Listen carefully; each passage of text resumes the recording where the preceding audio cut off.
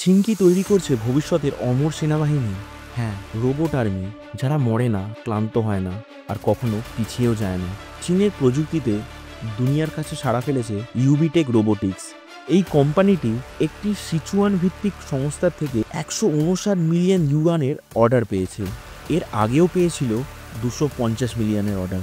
মানে স্পষ্ট, চীনের রোবট বিপ্লব এখন সামনে থেকে এগিয়ে নিয়ে যাচ্ছে ইউবিটেক।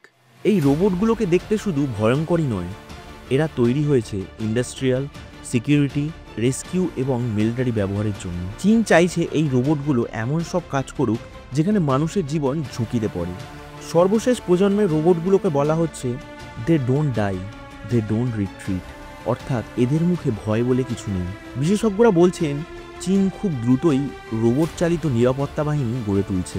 আর এই রোবট সেনারা যদি মাঠে নামে, তাহলে ভবিষ্যতের যুদ্ধ হবে সম্পূর্ণ ভিন্ন মাত্রায়। বিশ্ব এখন নজর রাখছে চীনের রোবট বিপ্লব কোথায় থামবে। এরকম আরও তথ্য জানতে সাবস্ক্রাইব করুন সত্যান্বেষীকে।